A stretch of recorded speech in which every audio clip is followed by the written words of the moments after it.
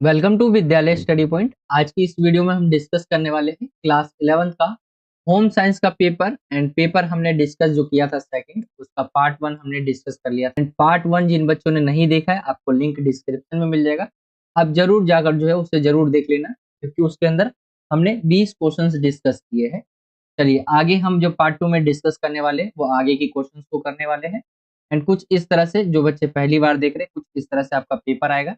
And यहाँ पे आपका मार्क्स जैसे लिखा हुआ है 70 नंबर का पेपर होता है। 3 घंटे आपके पास होते हैं पेपर को पूरा करने के लिए। चलिए इसके पैटर्न की तरफ आए, क्योंकि काफी ज्यादा बच्चे नए भी हो सकते हैं, तो इसलिए मैं आपको पैटर्न भी बता देता हूँ। उसके अंदर आपके टोटल 35 क्वेश्चन आएंगे होम साइंस के अंदर। एंड ये 4 सेक्शन के अंदर आपका डिवाइड होगा, जो कि सेक्शन ए बी सी और डी होगा। फिर यहाँ पे सेक्शन वाइज यहाँ पे बताया हुआ, जैसे खंडिका में आपका 1 से 14 तक जो है एक एक नंबर के बहुविकल्पीय क्वेश्चंस यानी एमसीक्यू टाइप क्वेश्चंस पूछे जाएंगे। खंड ख के अंदर 15 से लेकर 18 तक केस आधारित क्वेश्चन पूछे जाएंगे। ये आपका 4 नंबर का होगा क्वेश्चन। ठीक है, यानी सेक्शन जो बी है वो आपका खंड ख वो 4 नंबर का होगा।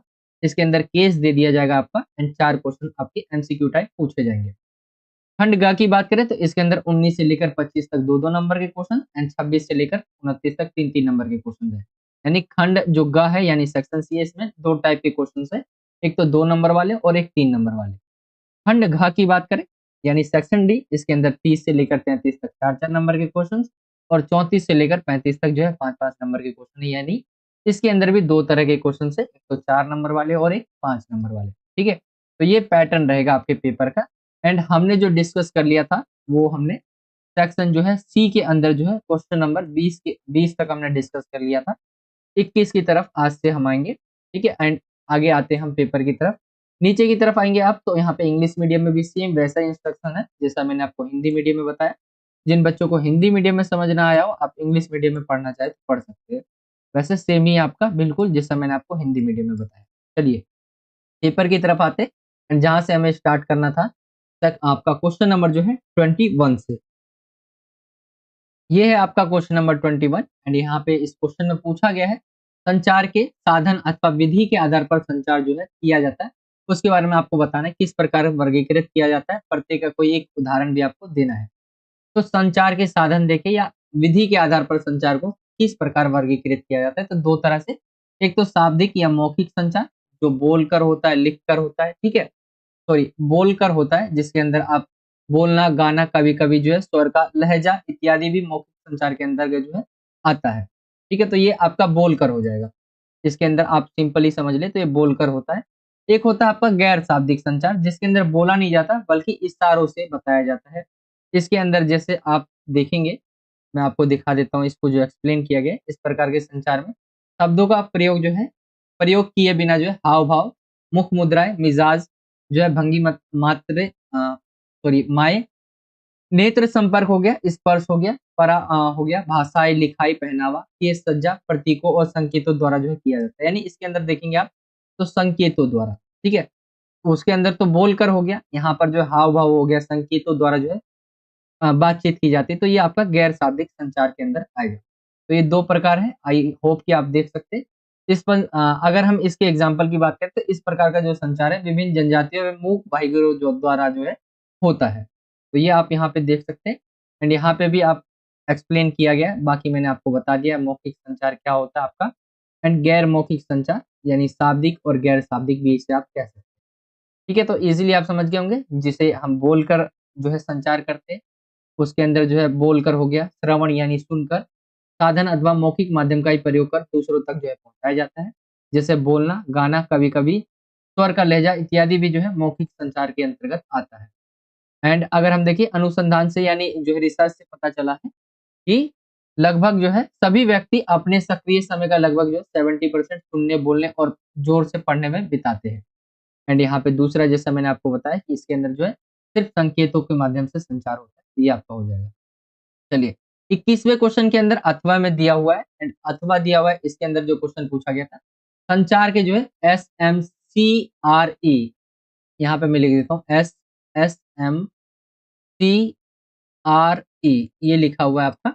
मॉडल की प्रवाह जो है तालिका फ्लो चार्ट बनाकर आपको बताना है। संचार के अगर आप देखेंगे तो ये है आपका, जैसे SMCRE आपका दिया हुआ है, जैसे यहाँ पे आप देखेंगे कुछ इस तरह से स्रोत होता है, संचारक, उद्भावक, प्रेषक। फिर इसके बाद जाता है यहाँ तक संदेश, सूचना, विचार या फिर विषय। फिर यहाँ से अब चैनल हो गया, साधन हो गया, माध्यम हो गया। फिर इसके बाद प्राप्तकर्ता जो कि सुनने वाले होते हैं, देखने वाले होते हैं, उनके पास जाता है। तो ये है इसका जो डायग्राम बना के, फ्लो चार्ट बना के आपको दिखना होगा। अगर आ जाए तो आपको कुछ इस तरह से बनाना होगा। चलिए अगले क्वेश्चन की तरफ आते हैं हम। एंड हाँ, मैंने आपको साथ ही ये क्वेश्चन डिस्कस किया 21 बार। इसको एक बार हम इंग्लिश मीडियम में भी देख लेते हैं इस क्वेश्चन। चलिए पहले इसे इंग्लिश मीडियम में देख लें। तो ये आपका क्वेश्चन पूछा गया इंग्लिश मीडियम में। How can communication be classified on the basis of means और method of communication? Also give one example of this. तो यहाँ पे वर्बल एंड ओरल कम्युनिकेशन, इसे आप पढ़ सकते हैं। मैं इसको पढ़ के तो नहीं बताऊंगा आपको, बहुत ज़्यादा लंबी वीडियो बन जाएगी। आप यहाँ पे पढ़ सकते हैं सिर्फ, ठीक है। ये आपका दिया हुआ है, 1 मिनट। हाँ, तो ये आप इसे पढ़ सकते हैं। इस कम्युनिकेशन, इसमें क्या होता है, बातचीत के माध्यम से, जैसे स्पीच हो गया, हियरिंग हो गया, इंस्ट्रूमेंट और जो है ओरल मीडियम होता है। एंड नॉन वर्बल कम्युनिकेशन, जिसके अंदर जो है सिर्फ टच हो गया, आपका आई कांटेक्ट हो गया, ठीक है। यानी जो है संकेतों के माध्यम से बातचीत होती है इसके अंदर, ठीक है। संचार होता है। तो ये इसका आंसर आ जाएगा। आप इसे पूरा पढ़ सकते हैं, नॉन वर्बल कम्युनिकेशन। ये आपका कंप्लीट हो जाएगा। चलिए इसके अंदर जो और दिया हुआ था, तो आपको चार्ट बनाना हुआ था, चार्ट बनाना था। SMCRE of communication, make a flow chart of the model and explain it. तो इसे हिंदी मीडियम में ही दिया गया, आप इसे पढ़ सकते हैं। एंड इंग्लिश मीडियम वाले बच्चे, आप इन्हें पढ़ के कर ही देंगे, ठीक है। कोशिश करना, जिनको बिल्कुल हिंदी ऐसा होता ही नहीं कि बच्चों को ना आए, तो आप इसे कर दोगे। मैंने इसे इंग्लिश मीडियम में नहीं लिया है। चलिए अगले क्वेश्चन की तरफ हम चलते हैं। अगला क्वेश्चन जो है वो है 22वां। एंड 22वें में पूछा गया है आपसे question, what things do you need to keep in mind to plan your birthday party effectively? पहले इसे हम हिंदी मीडियम में देख लेते हैं। इस क्वेश्चन में बोला गया है, जो अपनी जन्मदिन की पार्टी है, उसके अंदर बोला गया है कि पार्टी की जो प्रभावशाली योजना बनाने हेतु आपको जो है किन बातों का ध्यान रखना आवश्यक है। तो जन्मदिन की पार्टी है, उसके अंदर जो है योजना आपको बनाने के लिए कौन-कौन सी बातों का जो ध्यान रखना आवश्यक है। तो अगर हम देखें, ये आप बहुत सारे पॉइंट मैंने दे रखे हैं। वैसे ये 2 ही नंबर का क्वेश्चन है, इसके अंदर मैंने बहुत सारे पॉइंट दे दिए। आप इनमें से कोई भी लिख लेना। जैसे मुख्य आयोजन का निर्धारण करना, मेहमानों की संख्या हो गया, आपूर्ति योजना हो गया, मनोरंजन और गतिविधियाँ हो गई, अपनी बजट जो है वो तय करना है, व्यवस्था और सुरक्षा हो गया, ठीक है। इवेंटेशन और रिजर्वेशन हो गया, फोटो और वीडियो कैमरा हो गया, अच्छा विनम्रता से आदर्श बनाएं और आचार विचार रखें। ये चीजें आप इसके अंदर लिख सकते हैं। कोई 2 ही आपको लिखने, क्योंकि मैंने इसमें बहुत सारे आपके पॉइंट बता दिए। किन-किन बातों का ध्यान रखना चाहिए, तो आप भी लिख सकते हो इसके अंदर, ठीक है। मतलब मनोरंजन और गतिविधियाँ तो आप लिखोगे। आप यहाँ पे गाना, यानी इसी के अंदर आ जाएगा, मनोरंजन के ही अंदर आ जाएगा। मेहमानों की संख्या आप लिख सकते हो, आपूर्ति यानी खाने-पीने के बारे में आप लिख सकते हो वहाँ पे, ठीक है। फोटो और वीडियो कैमरे के बारे में भी आप, ये ईज़ी पॉइंट है। चलिए इसी के अंदर 8वें में दिया हुआ क्वेश्चन है। एंड इसके अंदर आपका 8वें में बोला गया है, मनोज अपने स्कूल की लाइब्रेरी की किताबों के पन्ने फाड़ लेता है। संसाधनों का महत्व समझाने के लिए उसे संसाधनों की विशेषता बताइए। पहले उसे संसाधनों की विशेषता आपको बतानी है, यानी संसाधनों की विशेषता आपको बतानी है। अब अगर हम देखें, संसाधों संसाधनों का महत्व समझाने के लिए आपको उसे संसाधनों के बताना है, संसाधनों के बारे में। तो अगर हम देखें, क्या बताएँगे आप? संसाधन हमारे पास बहुत सीमित है, यानी उसका यूज़ हमें क्या है, सही तरीके से करना चाहिए, ये आप उसे बता सकते हैं। पूर्णिमा या जो है अधिगतता, संसाधनें बहुत प्रकार की होती है और उनकी पूर्णिमा या अधिगतता किसी निर्दिष्ट समय और स्थान पर निर्भर करती है। यानी उसका जो यूज़ है, वो डिपेंड करती है कि वो समय और स्थान कैसा है, उसके अनुसार उसका यूज़ किया जाता है। आगे हम देखें, उसको हम बता सकते हैं इसके बारे में कि हर संसाधन क्या है, अद्वितीय होता है। यानी अगर हम देखें, यहाँ पे बोला गया है हर संसाधन अद्वितीय होता है, यानी कोई एक संसाधन किसी अन्य संसाधन के पूरक के रूप में कार्य नहीं कर सकता। यानी जैसे आप देखेंगे, आप पेन की जगह जो है सिर्फ पेचकस से थोड़ी नहीं लिख पाएँगे। तो ऐसा ही मान के चलें कि हर एक संसाधन क्या है, कोई उसका पूरा कार्य नहीं कर सकता। अपर्याप्त जीवन क्षमता, संसाधनों का पर्याप्त जीवन क्षमता होना आवश्यक है, ताकि वे लोगों की जीवन शैली और आवश्यकताओं को सुरक्षित रख सकें। और बदलती स्वभाव, संसाधनें पर्याप्त जीवन क्षमता के साथ ही बदलती स्वभाव वाली होती हैं, जिससे लोगों की चीज़ों को उपयोग में लाने की क्षमता रहती है। तो ये आप देख सकते हैं इसके बारे में। इन संसाधनों के महत्व के बारे में आपको सिर्फ़ उसको बताना है। जिस तरह वो पन्ने फाड़ रहा है किताबों के लाइब्रेरी में जाकर, तो उसको बताना है आपको कि भाई ये पन्ने उन्ने मत फाड़ो, इसका यूज जो है या संसाधन जो है बहुत कम है, आने वाले समय में संसाधन कम पड़ जाएंगे, इसीलिए हमें सही से यूज करना चाहिए। क्योंकि आज के समय संसाधन का अगर हम यूज सही से नहीं करेंगे तो आने वाली जो हमारी पीढ़ियां होगी उनको प्रॉब्लम्स हो सकती है। तो हम संसाधनों का यूज सही से करना चाहिए। चलिए अगले क्वेश्चन की तरफ आए, उससे पहले इसी को आप इंग्लिश मीडियम में देखिए। सबसे पहले इसका 8वें में दिया हुआ था तो हम 22वें को पहले डिस्कस कर लेते हैं। What thing do you need to keep in mind to plan your birthday party effectively? तो ये आप पॉइंट पढ़ सकते हैं। नंबर ऑफ गेस्ट हो जाएंगे इसके अंदर, ठीक है। सप्लाई प्लानिंग हो जाएगी, एंटरटेनमेंट एंड एक्टिविटीज हो जाएंगी, ये आपके पॉइंट दिए हुए, आप इसे पढ़ सकते हैं। बजट हो गया इसके अंदर। इसके अंदर आप इनविटेशन के बारे में, रिजर्वेशन के बारे में लिख सकते हैं, फोटो एंड वीडियो कैमरा के बारे में आप लिख सकते हैं। कोई 2 ही पॉइंट लिखने थे, मैंने वैसे बहुत सारे बताने के लिए आपको सिर्फ लिख दिए। आपको सिर्फ ही 2 नंबर का अगर क्वेश्चन आए तो 2 ही पॉइंट लिखने हैं। एंड इसके अंदर जैसा और के अंदर आपसे पूछा गया है, इसके अंदर रिसोर्सेज जो है उसके महत्व के बारे में, इम्पोर्टेंस के बारे में आपको मनुष्य को बताना है, क्योंकि वो लाइब्रेरी जाके किताबें पढ़ता है, ठीक है?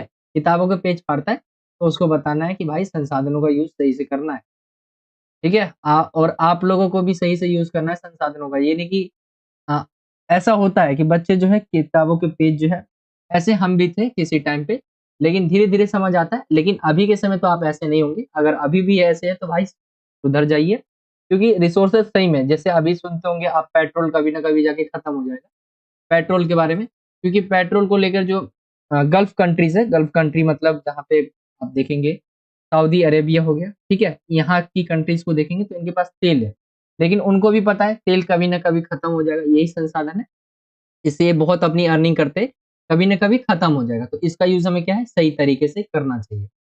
चलिए, आप इंग्लिश मीडियम में वैसे आप देख सकते हैं इसके आंसर जो है लिमिटेडनेस है, यानी लिमिटेड है ये सो रिसोर्सेज़, आप इसके बारे में बता सकते हैं। ठीक है? सिर्फ 2 नंबर का है तो मैंने बहुत ज़्यादा पॉइंट आपको बता रखे, कोई 2 पॉइंट ही आपको लिखने हैं। चलिए, ये आपका आंसर है, आप इसे पढ़ना चाहें तो पढ़ सकते हैं। अगले क्वेश्चन की तरफ आते हैं हम 23 की तरफ, एंड इससे पहले इसे हम हिंदी मीडियम में देख लेते हैं। एंड ये बोला गया है 23वां क्वेश्चन, महक राजस्थान के जो है जोधपुर शहर में रहती है। वहाँ गर्मी क्या है ज़्यादा पड़ती है, और आप सभी जानते होंगे राजस्थान जो है हमारा क्या है, एक तरह से रेगिस्तानी जगह है, ठीक है?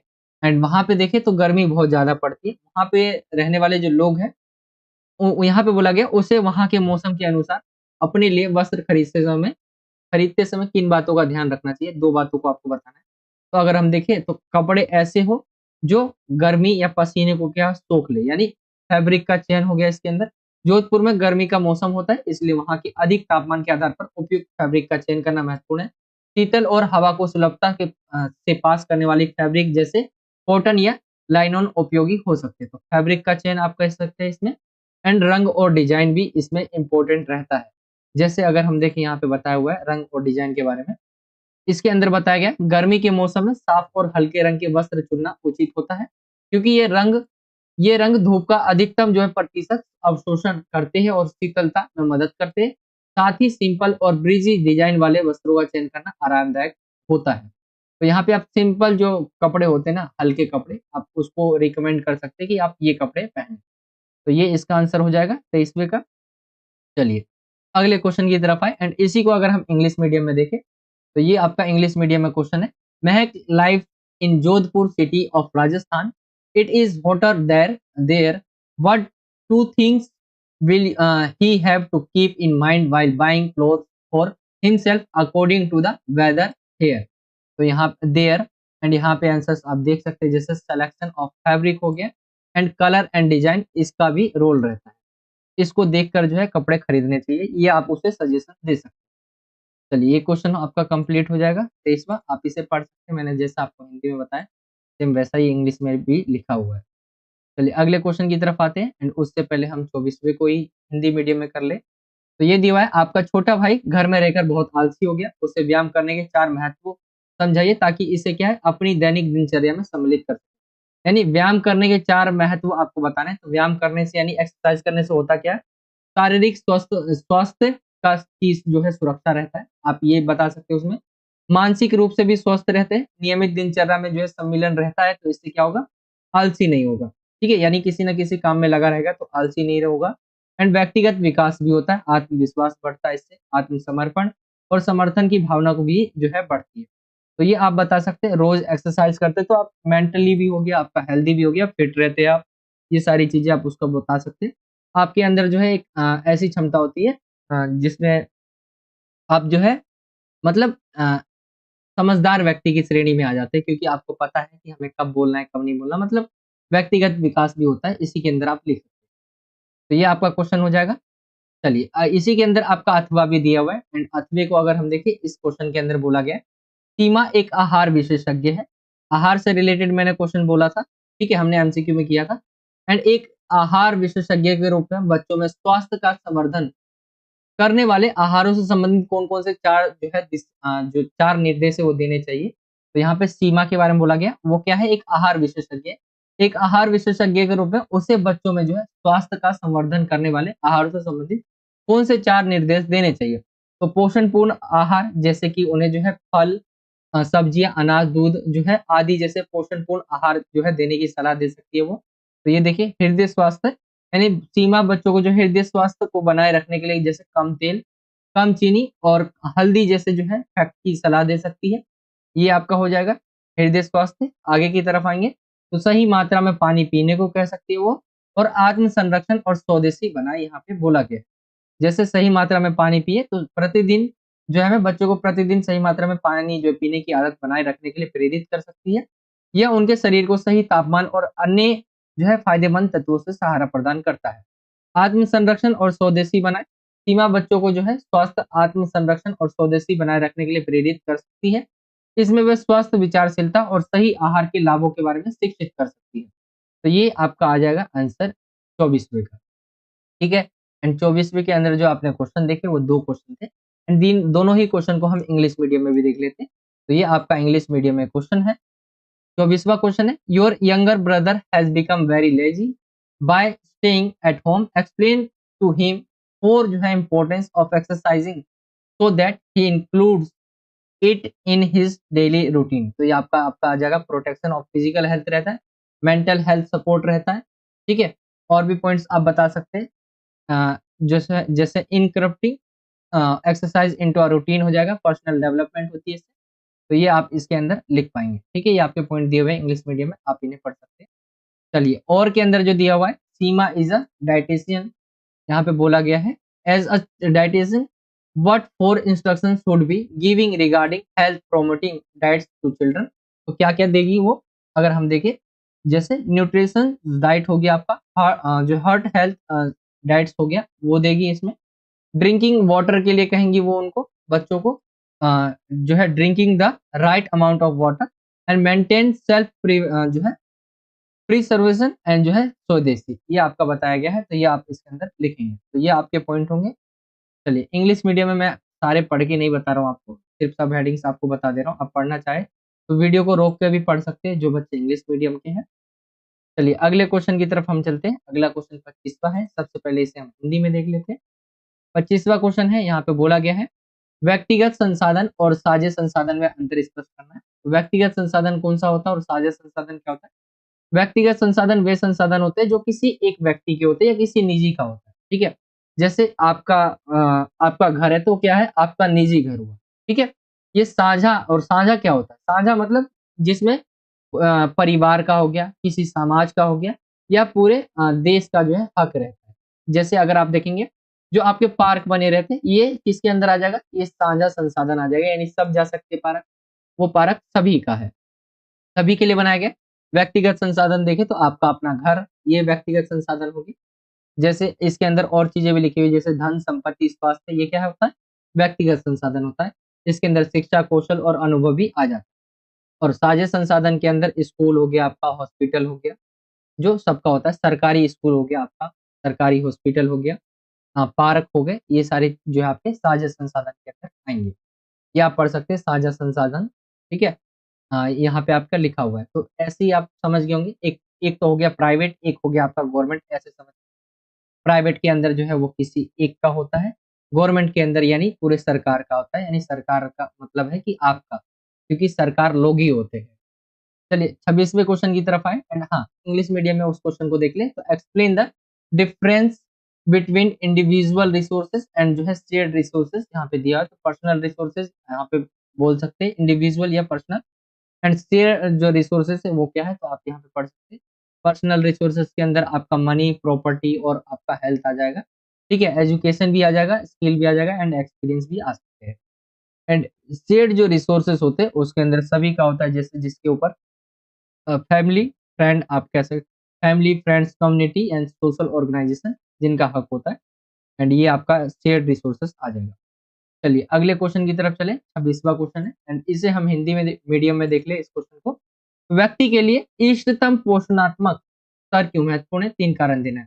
तो शारीरिक स्वास्थ्य का जो संरक्षण हो इसलिए भी जरूरी है, मानसिक स्वास्थ्य और ऊर्जा का स्तर बना रहे इसलिए जरूरी है, और रोगों से जो है बचाव हो सके, उसका उपचार हो सके, क्योंकि अगर हम देखें सही पोषण किया जाता है तो इम्यून सिस्टम जो है मजबूत रहता है, एंड उससे हमारी जो भी रोग होते हैं, हमें बीमारी होती है, उससे हमें लड़ने में मदद करता है।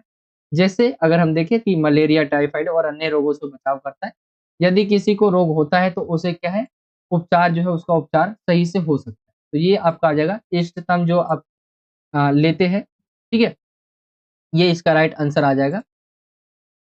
इष्टतम पोषणात्मक जो स्तर है वो इसलिए महत्वपूर्ण है, शारीरिक स्वास्थ्य का जो है संरक्षण होता है, मानसिक स्वास्थ्य और ऊर्जा का स्तर अच्छा होता है, एंड रोगों से बचाव करता है। तो ये आप इसके अंदर लिख सकते हैं। चलिए इसके अंदर अथवा दिया हुआ है एंड अथवे के अंदर बोला गया है कि सड़क के किनारे पर भोजन बनाने वाला व्यक्ति अपने भोजन को अधिक सुरक्षित कैसे बना सकता है, उसे जो है 3 तरीके से सुझाना है आपको। तो सड़क किनारे आपने बहुत बहुत बार जो है खाया होगा, चाहे वो आपके छोले भटूरे हो गए, चाहे वो छोले कुलचे हो गए, या आपके फास्ट फूड, मतलब ये भी फास्ट ही फूड है, यानी ये सब हो गए जो सड़क किनारे आपके बिकते हैं। तो उनको आप क्या क्या सजेशन देंगे कि भोजन को अधिक सुरक्षित कैसे बना सकते हैं? तो वो क्या है, सबसे पहले व्यक्ति को क्या है, अपने हाथ धोकर सफाई बनाए रखना चाहिए। उसे ऐसी जगह पर जो है अपना जो है, जो भी सड़क किनारे वो रेहड़ी लगाते हैं, तो वो साफ वाली जगह पे लगाना चाहिए, यानी साफ स्थान का चयन करना चाहिए। जब भी वो खाना बना रहे हैं तो उस समय आप बता मतलब इसके अंदर लिख सकते हैं क्योंकि आप जाकर तो उसे बताएँगे नहीं रेहड़ी वाले को कि हाथ में ग्लव्स पहन के आप खाना बनाइए। यानी ये सजेशन जो है आप तरीके बता सकते हैं, रियल में जाके आप नहीं बताएँगे। तो वहाँ पे वो इसके अंदर आप लिख सकते हैं कि ग्लव्स पहन के जो है उन्हें खाने जो है बनाना चाहिए, सैनिटाइज़ करते रहना चाहिए हाथों को, ठीक है? और जैसे खाने वाली चीज़ें उसके अंदर जो है वेजिटेबल्स हो गया, ये सारी चीज़ें जो है अच्छे से धोकर आपको रखना चाहिए। इससे और शुद्ध पानी आप इसके अंदर लिख सकते हैं। ये चीज़ों का इनको ध्यान रखना चाहिए। कोई 3 पूछे थे, इसके अंदर कई सारे लिखे हुए आप पढ़ सकते हैं। चलिए ये क्वेश्चन आपका हो गया 26वां एंड 26वें को दोनों को ही हम इंग्लिश मीडियम में देखें। तो ये क्वेश्चन है व्हाई इज़ जो है optimal nutritional status important for an individual, give 3 reason. तो यहाँ पे प्रिजर्वेशन ऑफ जो है physical health, mental health and energy level, and prevention and जो है ट्रीटमेंट ऑफ जो है डिसीजेस आप यहाँ पे लिख सकते हैं। इसके अंदर ये आपके 3 पूछे गए थे, गिव 3 रीजंस। एंड अगर हम आगे क्वेश्चंस की तरफ आए, अगला क्वेश्चन, तो अगला क्वेश्चन है आपका suggest 3 ways in which a road side vendor can make his food safer. तो आप यहाँ पे लिख सकते हैं, मैंने कई सारे पॉइंट्स आपके लिए लिखे हैं, आप पढ़ना चाहे तो पढ़ सकते हैं। मैं आपको दिखा देता हूँ, कुछ इस तरह से ये इसका आंसर होगा, ठीक है? तो ये आपका आ जाएगा आंसर। चलिए तो खत्म हो गया आपका। अगले क्वेश्चन की तरफ आते हैं। अगला क्वेश्चन जो है वो है आपका 27वां एंड इसके अंदर बोला गया है 27वें क्वेश्चन के अंदर, आपके 15 वर्षीय भाई को स्वयं की पहचान बनाने में कठिनाई का अनुभव हो रहा है। इसके कोई 3 कारणों का उल्लेख करें। तो 15 वर्ष का जो भाई है आपको स्वयं की पहचान यानी खुद की एक पहचान बनाने में कठिनाई हो रही है। क्या-क्या रीज़न्स हो सकते हैं? तो अगर हम देखें, एक युवा व्यक्ति के लिए अपनी आत्म पहचान बनाना कठिन हो सकता है। युवा व्यक्ति मतलब 15 वर्ष का है वो, तो उसके लिए कठिन हो सकता है क्योंकि वह अभी अपने रूप, विचार और दृष्टिकोण को स्वीकार कर रहा है। यानी जो है उस लेवल तक नहीं पहुँचा अभी, वो यहाँ पे लिख सकते हैं। सोशल मीडिया और समाज में दबाव भी उसे अपनी आत्म-पहचान बनाने में कठिनाई जो है महसूस करा सकते हैं। ये आप लिख सकते हैं, स्कूल और सामाजिक समूह में प्रभाव उसकी आत्म जो है इस पहचान को प्रभावित कर सकता है। एक होता है प्रेशर, छात्रों के बीच जो है रिश्तों की जटिलता है और सामाजिक मानकों का सामना भी कठिनाइयों का कारण जो है बन सकता है। ये आप इसके अंदर लिख सकते हैं। एंड अगर हम और पॉइंट देखें, तो युवा जो है व्यक्ति का शारीरिक, मानसिक और व्यक्तिगत विकास जो है चुनौतीपूर्ण प्रक्रिया हो सकता है। तो ये इसके अंदर आप लिख सकते हैं कि किस तरह से वो अपना खुद की जो पहचान है अब 15 साल की आयु है, वो खुद की पहचान बनाने में कठिनाई तो होगी। अभी उसका मानसिक लेवल उस लेवल पे नहीं पहुँचा होगा, ठीक है? तो ये सारी चीज़ें आप बता सकते हैं। चलिए, 27वां क्वेश्चन किया, उसी को इंग्लिश मीडियम में आप देख सकते हैं, यहाँ पे बोला गया है, your 15 year old brother is having difficulty forming his own identity, mention any 3 reason for this. तो यहाँ पढ़ सकते हैं, ये पॉइंट आपके दिए हुए। इनमें से किसी 3 पॉइंट को ही आपको लिखना होगा। तो ये हो जाएगा आपका। चलिए, अगले क्वेश्चन की तरफ आते हैं हम। अगला क्वेश्चन आपका दिया हुआ 28वां, वृद्धि और विकास में अंतर स्पष्ट करना है इसके अंदर। वृद्धि क्या होती है और विकास क्या होती है, आपने कई बार पढ़ा होगा इसके बारे में। वृद्धि होता क्या है? वृद्धि आप देखेंगे एक सीमित प्रक्रिया होती है, यानी एक टाइम पर जाकर जो है रुक जाती है। लेकिन विकास क्या होता है? होता ही रहता है। जैसे आप देखेंगे किसी का आर्थिक विकास हो, सांस्कृतिक विकास हो। वृद्धि का मतलब आप ऐसे समझ सकते हैं कि आपका जैसे शारीरिक विकास हो रहा है, आपका जो है बचपन से लेके अभी तक विकास होता है, ठीक है? लेकिन एक टाइम पे जाके आपका जैसे आपकी हाइट है वो रुक जाएगी, इतनी रहेगी। तो एक सीमित प्रक्रिया है, इसके अंदर आप लिख सकते हैं। और विकास को देखें तो ये निरंतर जो है बढ़ती जाती है, बढ़ती घटती जाती है। इसके अंदर जो है देखने को मिलता है हमें उतार चढ़ाव। जैसे किसी देश का जो है विकसित होना, ठीक है? पहले वो विकासशील था, फिर वो विकसित हो गया। ऐसे आप बता सकते हैं। तो ये वृद्धि और विकास के बारे में। चलिए आगे की तरफ चलते हैं हम। 29वें क्वेश्चन की तरफ। 29वां क्वेश्चन देखें तो यहाँ पे बोला गया है इस क्वेश्चन के अंदर। एंड हाँ, पहले हम उसे इंग्लिश मीडियम तो कर ले। चलिए पहले उसे हम इंग्लिश मीडियम में कर लेते हैं, उस क्वेश्चन को जो अभी हमने किया। एंड यहाँ पे क्वेश्चन जो है आपका 28वां है, explain the differences between growth and development. तो यहाँ पे आप पढ़ सकते हैं।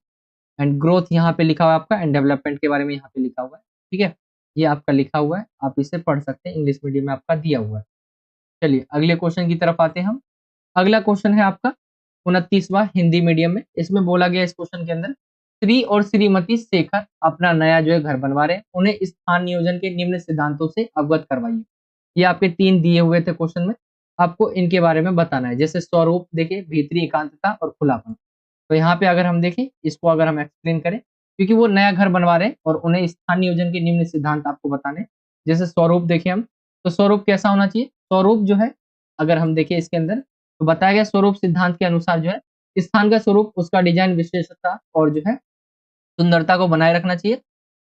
श्री और श्रीमती शेखर को अपने जो है घर के रूप में उनकी आधुनिक और व्यक्तिगत रुचियों को शामिल करना चाहिए। तो ये आप कह सकते हैं, आधुनिक और जो उनकी व्यक्तिगत रुचियाँ वो उनको स्वरूप के अंदर शामिल कर सकते हैं। भीतरी एकांतता देखें तो भीतरी एकांतता के सिद्धांत के अनुसार देखें हम, घर के अंदर के स्थानों में व्यक्तिगत और पारिवारिक गतिविधियों के लिए योजना बनाई जानी चाहिए। श्री यहाँ पे और पॉइंट लिखे हुए हैं, मैं आपको थोड़ा स्क्रॉल करके दिखा देता हूँ। ये आपका दिया हुआ पॉइंट, श्री और श्रीमती जो शेखर है, उनमें जो है अपने घर के भीतरी खुलापन और व्यक्तिगत ज़रूरतों के साथ भीतरी एकांतता का जो है ध्यान रखना चाहिए। साथ ही यहाँ पे बताया हुआ है, भीतरी एकांतता के सिद्धांत के अनुसार घर के अंदर के स्थान व्यक्तिगत और पारिवारिक गतिविधि के लिए योजनाएँ बनाई जानी चाहिए। खुलापन को अगर हम देखें, तो खुलापन का क्या होता है मतलब कि घर में क्या है, खिड़कियाँ हो, ठीक है? खुले स्थानों और प्राकृतिक प्रकाश को जो है शामिल करना चाहिए। यानी खिड़कियाँ ऐसी हो कि आपकी जो रोशनी है, प्राकृतिक रोशनी यानी धूप, वो घर के अंदर भी आ जाए। श्री और श्रीमती शेखर को अपने घर को खुला, स्वच्छ और विशाल बनाने के लिए उचित स्थान जो है नियोजन का ध्यान रखना। तो ये पॉइंट आप इसके अंदर लिखेंगे। चलिए ये आपका क्वेश्चन कंप्लीट हो जाता है 29वां। एंड आगे की तरफ आए उससे पहले उसे हम 29वें को ही इंग्लिश मीडियम में देख लें। तो ये आपका दिया हुआ है question, Mr and Mrs Shekhar are building their new house, make them aware of the following principle of space planning. तो ये आपका क्वेश्चन में दिया हुआ था, होम, इनर जो है सॉलिट्यूड, एंड यहाँ पे ओपननेस, ये आपके पॉइंट दिए हुए थे। एंड इसको एक्सप्लेन जो किया गया, आप इसे कुछ इस तरह से देख सकते हैं, होम हो गया आपका, इनर प्राइवेसी एंड ओपननेस ये आपका दिया हुआ है, ठीक है? तो ये क्वेश्चन आपका कंप्लीट हो जाएगा। चलिए अगले क्वेश्चन की तरफ आते हैं, उससे पहले हम इसे हिंदी मीडियम में डिस्कस करते हैं। यहाँ पे बोला गया आहार मार्गदर्शक पिरामिड से आप क्या समझते हैं, यानी पिरामिड कैसा होता है? कुछ इस तरह से पिरामिड होता है। एंड यहाँ पे आपकी किताब के अंदर एक आहार से रिलेटेड दिया हुआ, जिसके अंदर आपका कुछ श्रेणी में इसको बांट रखा है, ठीक है? जैसे सबसे पहले क्या आएगा, फिर दूसरे पे क्या आएगा, इस तरह से। तो पिरामिड वो रूपरेखा है जो बताती है कि आपको प्रतिदिन क्या खाना चाहिए। यह एक सामान्य दिशा निर्देश है जो आपको सही जो है आहार के चयन में सहायता करती है, ताकि आपको क्या आवश्यक जो पोषक तत्व है मिले, साथ ही उपयुक्त वजन बनाए रखने के लिए सही मात्रा में कैलोरी भी मिले। तो ये है आहार मार्गदर्शक पिरामिड, जो आपको बताती है कि आपको रोज-रोज क्या खाना चाहिए, ठीक है? आपके स्वास्थ्य के लिए अच्छा क्या रहेगा, ये आप बता सकते हैं यहाँ पे। एंड दूसरा क्वेश्चन जो इसके अंदर पूछा गया था, वो पूछा गया था क्योंकि इसके जो है 3 क्वेश्चन्स है आपके, तो मैं तीनों आपको करके दिखाऊँगा। पहला जो है आहार वाला पूछा गया था, जो पिरामिड है, वो उसके बारे में पूछा गया था 30वें के अंदर। इसके अंदर जो दूसरा क्वेश्चन पूछा गया था, वो पूछा गया था इसके प्रत्येक खंड का आकार क्या दर्शाता है? तो अगर हम देखें, इसके प्रत्येक खंड का आकार कुछ इस तरह से पिरामिड ही रहता है, पिरामिड के आकार का। मैं आपको अभी डायग्राम नीचे चल के एक बार दिखा देता हूँ, आप समझ जाएँगे। ये है आपका किताब के अंदर एंड आपको सपोर्टिंग के अंदर भी ये मिल जाएगा। एंड उसके अंदर देखेंगे आप कुछ इस तरह से बताया हुआ है, ये आपका पिरामिड की तरह है, ठीक है? आहार मार्गदर्शन पिरामिड इस तरह से। सबसे पहले अनाज, खाद्यान्न और उनके उत्पाद, दालें और जो है फलियाँ हो गए, फल व सब्जियाँ हो गया, दुग्ध और मांस के उत्पाद हो गया और वसा और जो है यहाँ पे संकरा दिया हुआ है। तो ये आप देखेंगे पिरामिड रूपी है, पिरामिड की तरह बना हुआ है। एंड इसी में बोला गया है दूसरा जो क्वेश्चन था आपका इसके अंदर हम चलते हैं क्योंकि तीसरे क्वेश्चन में इसमें बोला गया था, इसका आपको चित्र बनाना था तो मैंने आपको चित्र दिखा दिया। चलिए, इसके प्रत्येक खंड का आकार क्या दर्शाता है? तो आप देख सकते हैं, हर एक खंड के बारे में आपको बताना है। क्या-क्या दर्शाता है? जैसे अनाज, दालें दालें और फलियाँ सबसे ऊपरी और सबसे छोटी श्रेणी, इसमें अधिकतम मात्रा में लेना चाहिए। सब्जी और फल इसे नीचे और बड़ी मात्रा में लेना चाहिए, ठीक है? उसी के नीचे आएगा दूध और दुग्ध उत्पाद जो होते हैं, उसके नीचे आना चाहिए, इसके नीचे आएगा सब्जी और फल के और उसे जो है थोड़ी मात्रा में लेना चाहिए। फिर मांस हो गया, मछली, अंडे और नट्स हो गए, इसके नीचे और उससे कम मात्रा में लेना चाहिए और तेल और चीनी इस सबसे नीचे होगा और इस सबसे कम मात्रा में ये लेना चाहिए। तो ये आपका कुछ इस तरह से हो जाएगा। तीसरा क्वेश्चन एंड इसके अंदर आपका अथवा देखने को मिलेगा आपको एंड अथवे के अंदर बताया गया है कई बार किशोर अपनी शरीर की जो है छवि का निर्माण चाहते हुए खान-पान संबंधी विकृतियों से जो है ग्रस्त हो जाते हैं। यानी खान-पान से रिलेटेड जो प्रॉब्लम होती है उनसे वो ग्रस्त हो जाते हैं। आपको बताना है क्वेश्चन क्या है? खान-पान संबंधी ऐसी 2 विकृतियों के जो है आपको नाम बताना है जो किशोर अवस्था में हो सकती है। तो अगर हम देखें कौन-कौन सी हो सकती है? यहाँ पे आपका बताया गया है एनोरेक्सिया नर्वोसा और जो है बलिमिया नर्वोसा, ये आपके 2 तरह के बताए हुए हैं। इसमें व्यक्ति अपने शरीर को देखकर अत्यधिक दुर्बल और जो है मोटा मानता है और इसके लिए वह जो है खाना खाना कम कर देता है। तो ये आप देख सकते हैं एनोरेक्सिया नर्वोसा हो गया एंड बुलिमिया नर्वोसा में क्या होता है? इसमें व्यक्ति बार-बार अत्यधिक भोजन करता है और फिर इसे निकालता है यानी वोमिटिंग कर देता है और अत्यधिक व्यायाम करता है ताकि उसका शरीर मोटा ना लगे। तो ये बुलिमिया नर्वोसा हो गया। 2 तरह की ये है विकृतियाँ एंड यहाँ पे बोला गया है के अंदर इसके अंदर भी 2 क्वेश्चन है आपके, पहला हो गया। दूसरा जो बोला गया है इसके अंदर क्वेश्चन, प्रत्येक विकृति को संक्षेप में भी आपको बताना है तो एनोरेक्सिया नर्वोसा अगर देखें इसके संकेत अत्यधिक भार कमी, जो है खाना कम खाना, शरीर में ऊंचाई, वजन की चिंता, तंतु में संशोधन, आत्मघाती विचार आते हैं। कारण देखिए आत्मचिंतन, समर्थन की कमी, शरीर से जो है नाराजगी होती है इसमें। एंड बुलिमिया नर्वोसा में क्या होता है? संकेत देखें तो बार-बार भोजन का जो है संतुलन, वोमिटिंग या अत्यधिक व्यायाम करना, खुद को अपने शरीर के साथ जो है असंतुष्ट रहना। तो ये इसके अंदर आ जाएगा एंड कारण देखिए स्वार्थ पर भोजन जो है करने की अनिवार्यता एंड खुद को जो है नियंत्रित करने की चाह रहती है इसके अंदर। तो ये इसका हो जाएगा आंसर कंप्लीट। इसका अथवा हो गया आपका। चलिए जो हमने क्वेश्चन देखा इसी को आप इंग्लिश मीडियम में देख सकते हैं। What do you understand by जो है डायटरी जो है पिरामिड यहाँ पे दिया हुआ है तो आप इससे पढ़ सकते हैं, ये आपका एक्सप्लेन किया गया है। दूसरा जो पूछा गया था इसके अंदर what does the shape of each of its जो है सेगमेंट इंडिकेट इंडिकेट यहाँ पे बोला गया है।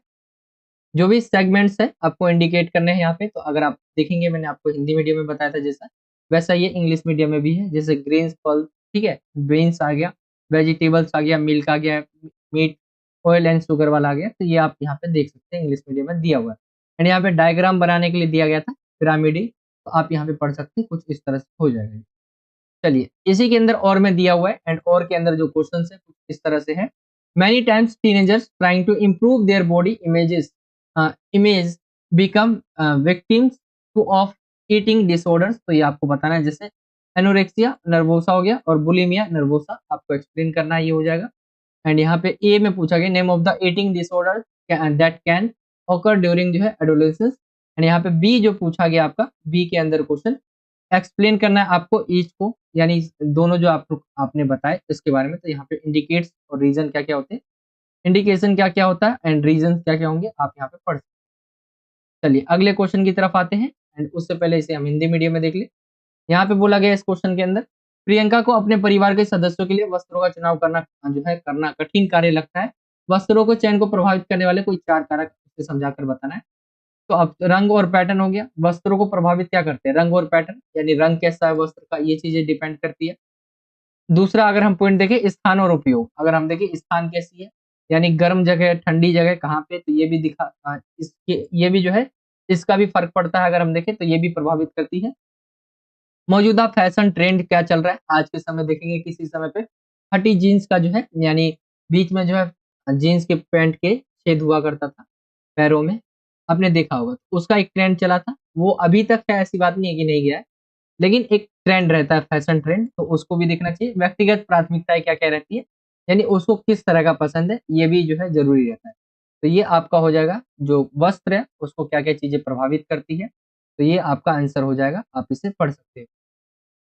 चलिए, इसी के अंदर अथवे के अंदर क्वेश्चन दिया हुआ है। अथवे में आपसे पूछा गया, एक विशिष्ट आवश्यकता वाले बालक के लिए कपड़े खरीदते समय किन किन 4 बातों का ध्यान रखना चाहिए। देखिए, विशिष्ट आवश्यकता वाले बच्चे यानी विकलांग बच्चों के लिए, तो उनके लिए क्या क्या हमें देखना चाहिए कि किस किस तरह के कपड़े लेने हैं।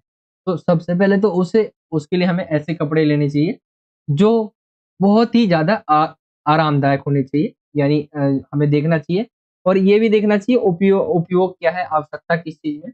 एंड सब में आप देखेंगे तो कपड़े जो है ना वो ढीले ढाले, हल्के और आरामदायक, ये सारी चीजें आप लिख सकते हैं कि कपड़े किन किन चीजों का हमें ध्यान रखना चाहिए।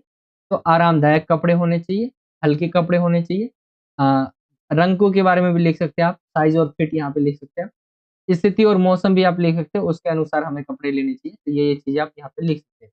बाकी यहाँ पे बोला गया है विशिष्ट आवश्यकता वाले बच्चों के लिए, तो वहां पे आरामदायक कपड़े सबसे पहले आएंगे, फिर आएगा जो है फिट, लिख सकते हैं, साइज और फिट हो गया इसका, स्थिति और मौसम हो गया, एंड वहां पे आप रंगों के बारे में लिख सकते हैं। ठीक है, तो ये हो गया, और बच्चे के ऊपर भी डिपेंड करता है कि वो कौन सा कपड़ा पहनना है। चलिए 32वें क्वेश्चन की तरफ आए, उससे पहले हम इसे इंग्लिश मीडियम में देख ले इसी क्वेश्चन को। एंड यहाँ पे आप देखेंगे, जो ये वाला क्वेश्चन पहले हम देख लेते हैं, 31 का। Priyanka finds it difficult to choose cloth of for her family members, factors influencing the choice of clothing help him by explaining the 4 factor. तो यहाँ पे कलर एंड पैटर्न हो गया, लोकेशन एंड यूज हो गया, करंट फैशन ट्रेंड क्या चल रहा है ये आप लिख सकते हैं यहाँ पे। एंड आगे की तरफ आए हम, तो आगे कहा गया है पर्सनल जो है प्रेफरेंस, जो क्या रहता है, प्रेफरेंस क्या रहता है, वो भी आपका डिपेंड करता है। तो ये आपका हो जाएगा इसका आंसर। चलिए अगले क्वेश्चन की तरफ आए, एंड यहाँ पे जो चाइल्ड विद स्पेशल नीड वाले जो बच्चे होते हैं उनके लिए कपड़ों के बारे में कहा गया है। जैसे what 4 thing are important to keep in mind while buying cloth for a child with special needs. तो नीड एंड यूज हो गया, ठीक है, यहाँ पे साइज एंड फिट हो गया, सिचुएशन एंड वेदर हो गया, ये भी डिपेंड करता है। और भी चीजें आप लिख सकते हैं, जैसे delivery and price, delivery and price आप लिख सकते हैं। बाकी इसमें इतनी चीज की जरूरत नहीं है, आप आरामदायक लिखे, ठीक है, बहुत ज्यादा जो है आरामदायक होना चाहिए, उसके साइज अनुसार होना चाहिए, हल्के होने चाहिए कपड़े, ये चीजें आप लिख सकते हैं। चलिए 32वें क्वेश्चन को हम इंग्लिश मीडियम में देखें। 32वां क्वेश्चन है, श्री खन्ना को अपने जो है नई व्यवसाय को स्थापित करने के लिए धन की आवश्यकता है, उन्हें क्रेडिट के 4 CS के बारे में समझाना है। 4 CS होता क्या है, आप पहले ये समझते। 4 CS को अगर हम देखें, इंपॉर्टेंट रहता है ये, इनको क्या चाहिए, धन की आवश्यकता है, यानी पैसे की आवश्यकता है, और उन्हें क्रेडिट के 4 CS, यानी आप कभी भी लोन लेंगे ना तो 4 CS इंपॉर्टेंट। चलिए जान लेते हैं 4 CS के बारे में, क्योंकि मैंने भी जो है इसको पढ़ के ही जाना है 4 CS के बारे में। चलिए 4 CS होता क्या है, इसका मतलब है 4 CS देखें अगर हम, तो सबसे पहला सी है वो है कैरेक्टर। कोई भी आपको पैसा देगा ना, ऋण देगा ना, तो वो कैरेक्टर देखेगा कि आप चुका भी पाओगे कि नहीं, ये आपका कैरेक्टर आएगा। आप इसे पढ़ना चाहे तो पढ़ सकते हैं, यहाँ पे दिया हुआ है, वैसे मैंने आपको बता दिया कि एक तो वो ऋण का उपयोग जो है सही से करेगा कि नहीं करेगा, जो आप उधार पैसे ले रहे हो उसका उपयोग आप उसी काम के लिए करोगे कि नहीं करोगे जिसके लिए ले रहे हो, और बाकी आप चुका पाओगे कि नहीं चुका पाओगे। कैपेसिटी देखिए, दूसरा जो सी है 4 C है, क्योंकि फर्स्ट ये हो गया आपका, सेकंड पे आते हैं हम, तो दूसरा जो है इस वाले सी में ये दिखाता है कैपेसिटी, आप ले कितना सकते हो, आप कितना जो है मांग रहे हो, कैपेसिटी कितनी है आपकी, यानी आपका आय व्यय और अन्य वित्तीय परिस्थितियों के पर जो है आधारित है कि नहीं है, यानी आपकी वो देख के कंडीशन देख के दी जाती है ना, कंडीशन नहीं, यहाँ पे कैपेसिटी यानी आप कितना ले सकते हैं। चलिए आगे हम आते हैं थर्ड वाले पे, ये है आपका जो दिया हुआ है कोलेट्रल, एंड यहाँ पे बोला गया है इस प्रकार के सी में, ये आपका थर्ड वाला सी है, एंड इसमें बोला गया है, इसमें मदद करता है कि ऋणार्थी के पास कैसे सुरक्षित कृत गारंटी के रूप में कोई संपत्ति है, यानी इसमें आपकी संपत्ति देखी जाती है कि भाई जो हम पैसा दे रहे हैं वो हमारी संपत्ति मतलब सेफ भी है कि नहीं है, अगर आप नहीं दे पाओ तो आपके पास इतनी संपत्ति है कि नहीं कि आप वापस दे दो। एंड कंडीशन देखे इसका मतलब है कि ऋण का उद्दीपन, ब्याज दरें और अवधि जैसे आर्थिक और वित्तीय शर्तें क्या है, यह इसे देखने में मदद करता है कि किस प्रकार का व्यावसायिक ऋण प्रदान किया जा सकता है और कैसे। तो ये कंडीशन है।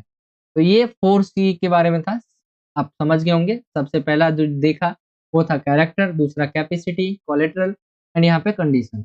चलिए ये क्वेश्चन हो जाएगा आपका, एंड इंग्लिश मीडियम में आप इस क्वेश्चन को देखेंगे। तो Mr Khanna needs money to set up his new business, explain to them the 4Cs of credit. तो यहाँ पे कैरेक्टर आप पढ़ सकते हैं इसके बारे में।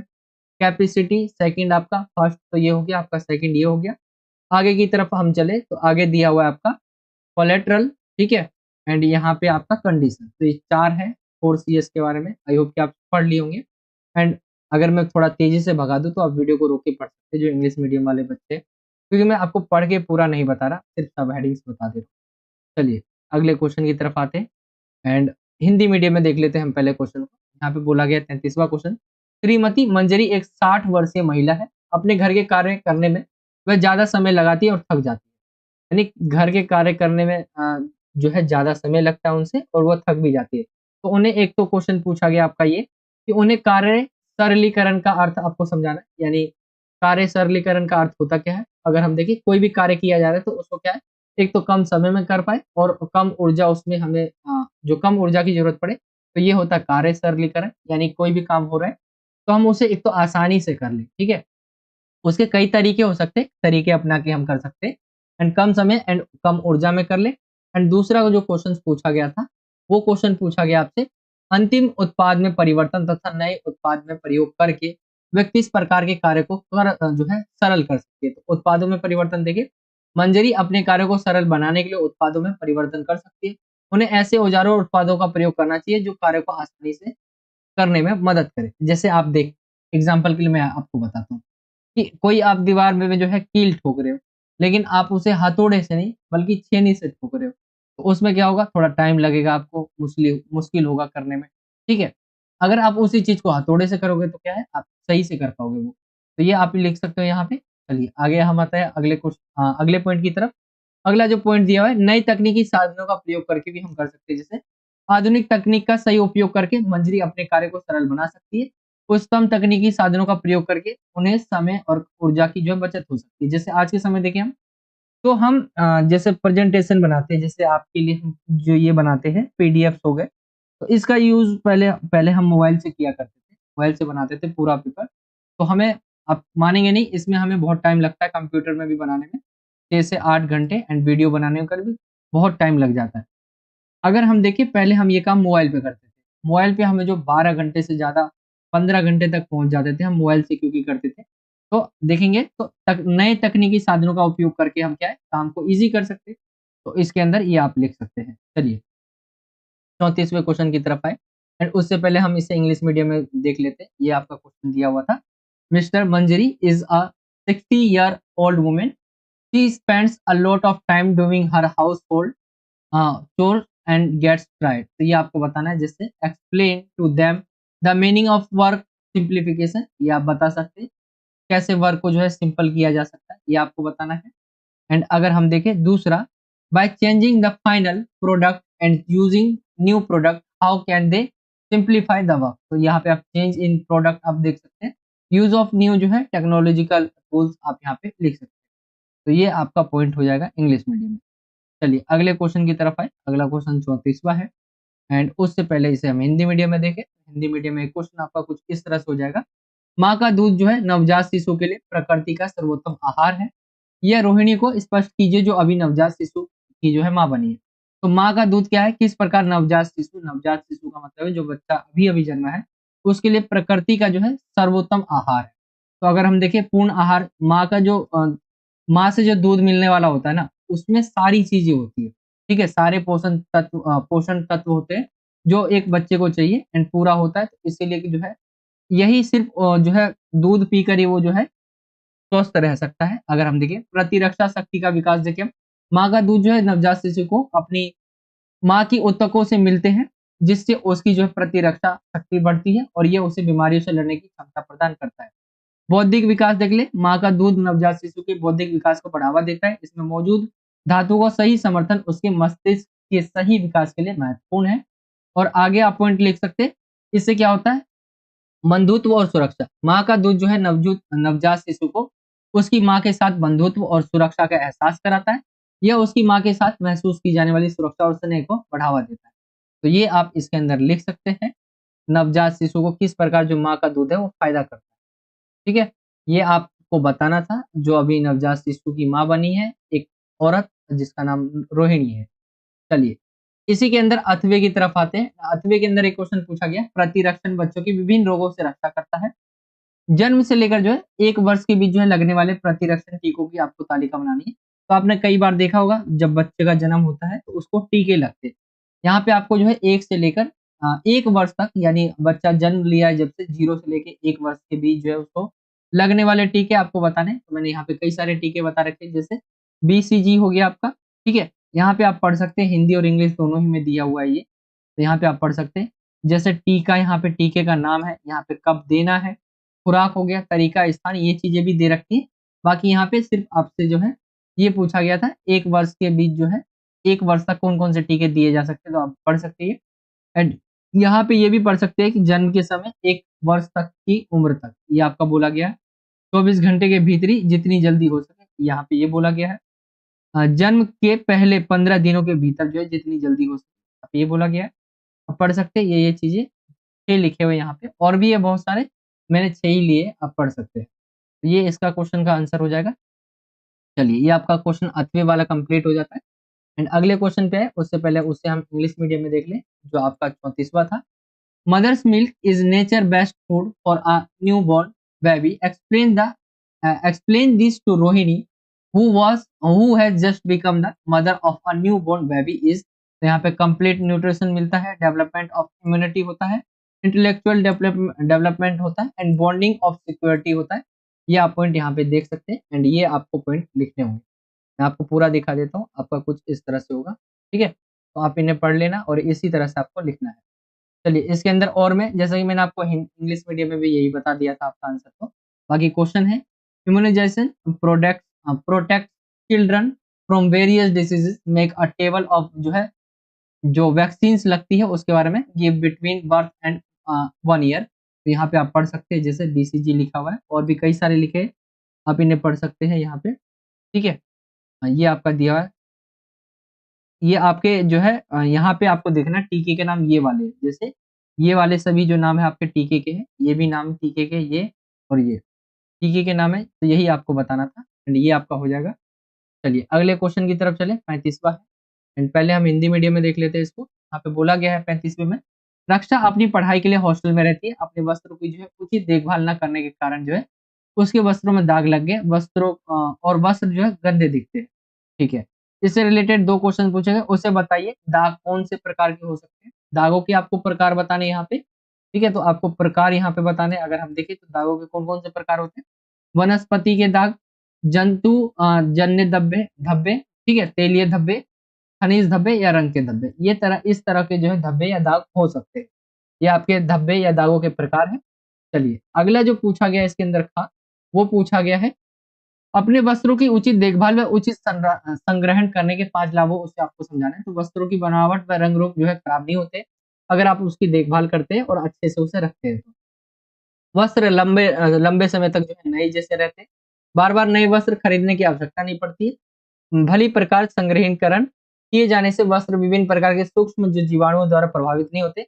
हमारे पास वस्त्रों के विभिन्न प्रकार उपलब्ध रहते हैं और वस्त्र जो है बार-बार ना खरीदने के कारण बजट पर ज़्यादा कोई बोझ पड़ता नहीं है। ये हमें जो हमारे कम पैसे लगते हैं, आप इसे ऐसे लिख सकते हैं। तो ये था आपका पूरा पेपर एंड ख वाला क्वेश्चन। एंड अगर हम देखें इसी को इंग्लिश मीडियम में भी, चलिए इंग्लिश मीडियम में बच गया आपका, उसमें भी देख लेते हैं। एंड यहाँ पे बोला गया है इंग्लिश मीडियम में, Raksha lives in a hostel for her studies due to not taking proper care of his clothes. His clothes get stained and look dirty. यहाँ पे आपको सबसे पहले तो यहाँ पे क्वेश्चन पूछा गया है, वो पूछा गया tell him what type of stains can be. तो यहाँ पे आपको बताना है, जैसे आप पढ़ सकते हैं, ये आपका दिया हुआ है। एंड आगे की तरफ जो ख वाला यानी बी पूछा गया आपसे, यहाँ पे बोला गया explain to him the 5 benefits of proper care and proper storage of your cloth. तो ये आप पढ़ सकते हैं क्या क्या बेनिफिट्स होते हैं। 5 बेनिफिट्स के बारे में पूछा गया था, यहाँ पे आप देखेंगे तो 6 बताए गए। एंड ये आपका पूरा पेपर खत्म हो जाता है। एंड आई होप कि आपको समझ आ गया होगा। एंड आज आपका पेपर है होम साइंस का। आई होप कि आप सभी को पसंद आया होगा आज का वीडियो। वीडियो अच्छा लगा तो वीडियो को आपको जरूर लाइक करना है, अपने दोस्तों में जरूर शेयर करना है वीडियो को। एंड अगर आप हमारे चैनल पर नए हो तो चैनल को जरूर सब्सक्राइब करें। ठीक है, आप सभी को ऑल द बेस्ट भाई पेपर के लिए। ठीक है, और भाई भाई मैं बोल रहा हूँ, ज्यादातर लड़कियां पेपर को देख रही होंगी, क्योंकि ऐसा होता है होम साइंस का जो पेपर होता है वो ज्यादातर जो है लड़कियों के पास होता है। तो आप सभी को ऑल द बेस्ट पेपर के लिए। एंड हाँ, अगर आपको वीडियो अच्छा लगा तो लाइक भी करना है, शेयर भी करना है अपने दोस्तों में। एंड अगर आप हमारे चैनल पर नए हैं एंड अभी तक आपने हमारे चैनल को सब्सक्राइब नहीं किया तो सब्सक्राइब कर सकते हैं। नीचे आपको सब्सक्राइब का बॉक्स मिल जाएगा एंड वहाँ पे बेल आइकन को भी आपको सेलेक्ट कर लेना है सब्सक्राइब पे क्लिक करने के बाद। इससे ये होगा क्या, जब भी हम कोई नई वीडियो डालेंगे आप तक नोटिफिकेशन पहुंच जाया करेगी। बाकी यही था आज का वीडियो। सभी का ऑल द बेस्ट। एंड हाँ, कमेंट करके पेपर के बाद जरूर बता देना एक बार पेपर कैसा गया। चलिए मिलता हूँ आपसे अगली और एक्साइटिंग वीडियो में।